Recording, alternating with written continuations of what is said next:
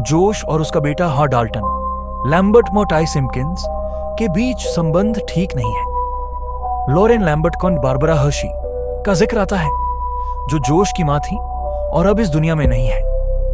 Dalton को अपने on college भेजने की तैयारी ज्यादा हो रही है। वह अब बड़ा हो गया है, लेकिन अपने पिता के प्रति गुस्सा और दूरी महसूस करता है। जोश को अचानक सिर दर्द और धुंधली यादें सताने लगती हैं। डॉक्टर इसे ऑस्ट्रेजन कहकर टाल देते हैं, लेकिन जोश को महसूस होता है कि कुछ गड़बड़ है। कॉलेज में डाल्टन को अंक चित्रकला मास का शौक है।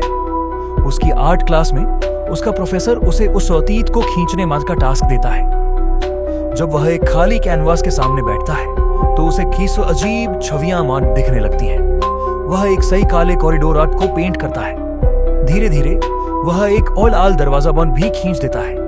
यह शुरुआती हिस्से दर्शकों को फिल्म की डरावनी और रहस्यमयी प्रकृति बोध से जोड़ते हैं। लाल दरवाजा एक प्रतीक है जो द फर्दर की ओर इशारा करता है।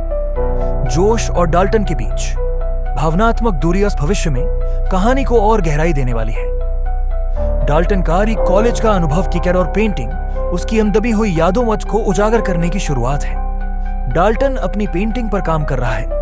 जब वह लाल दरवाजे की आखिरी डिटेल पेंट करता है तो उसे ऐसा लगता है जैसे वह दरवाजे के अंदर खींचा जा रहा हो। अचानक पेंटिंग में दरवाजे के पीछे लाल चेहरे वाला राक्षस द रेड फेस डीमन झलकता है। वह डरकर पीछे हट जाता है, लेकिन जैसे ही वह पेंटिंग को फिर देखता है सब कुछ सामान्य हो जाता है। दूसरी ओर जोश लैम्बर्ट अपने सिरदर्द और याददाश्त की धुंधलाहट से जूझ रहा है।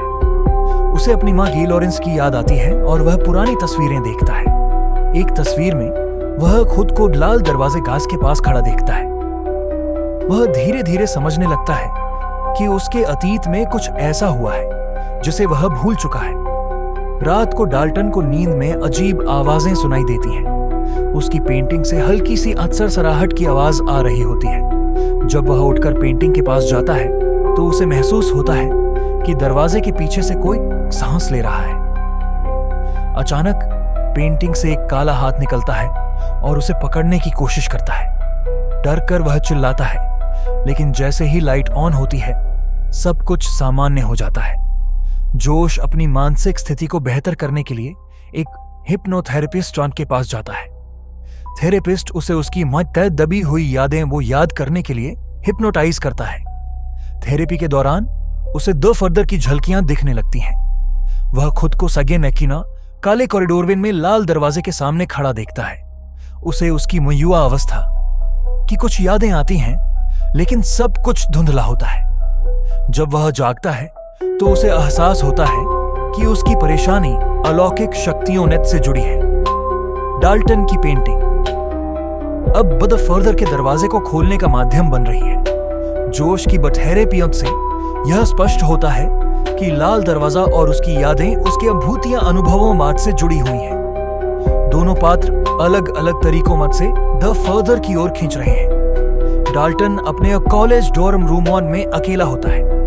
उसकी रूममेट क्रिस उससे मिलती है और पेंटिंग टैलेंट की तारीफ करती है।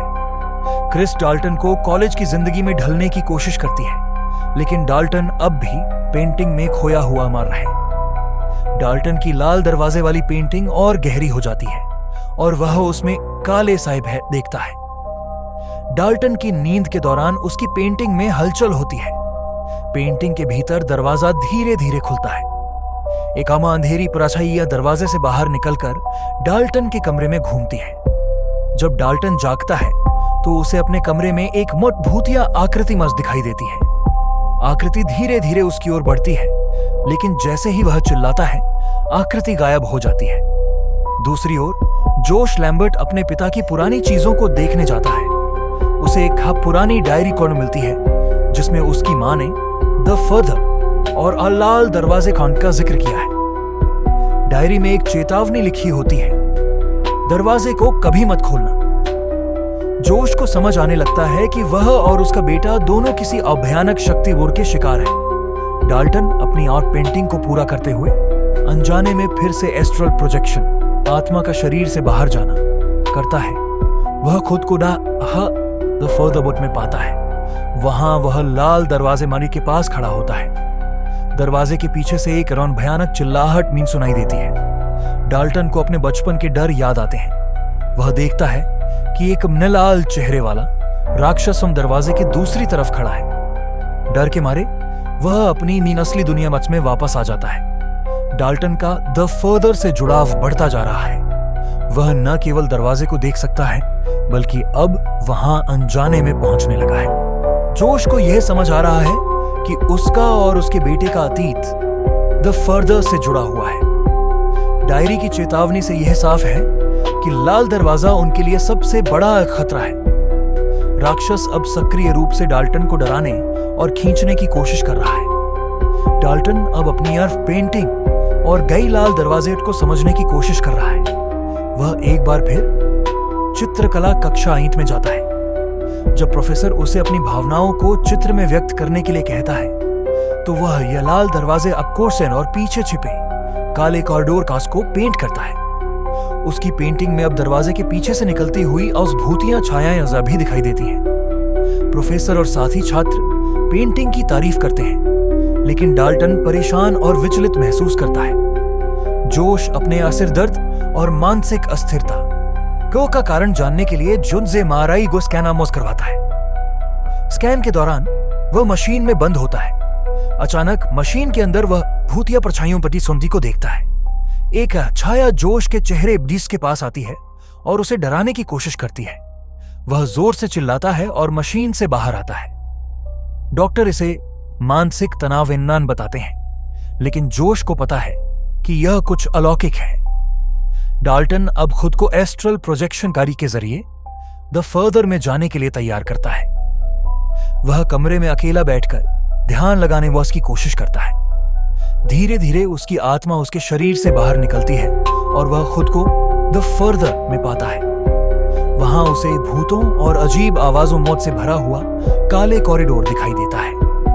वह लाल दरवाजे मौत के पास जाने की कोशिश करता है, लेकिन पीछे से एक सुभूतिया आकृति उस पर झपटती है। वह किसी तरह डरते हुए वापस अपनी ये असल दुनिया में लौट आता है।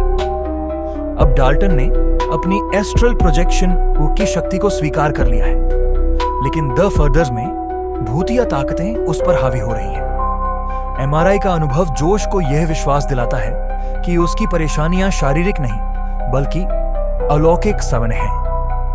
कहानी में अब यह स्पष्ट हो रहा है कि लाल दरवाजा सिर्फ एक प्रतीक नहीं बल्कि असली खतरे का द्वार है।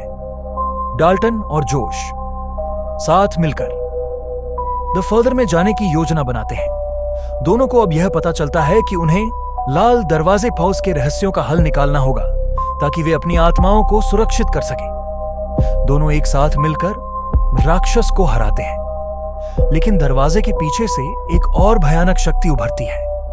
वे अपनी आत्माओं को बचाने के लिए उसे बंद करने की कोशिश करते हैं। डाल्टन और जोश को यह समझ आता है कि उन्हें बच्ची अपने अतीत को छोड़ना होगा ताकि वे भविष्य में सुरक्षित रह सके। जोश अपने अतीत की यादों को छोड़ने के लिए तैयार होता है, जिससे वह अपनी आत्मा को पूरी तरह से द फर्दर से अलग कर सके।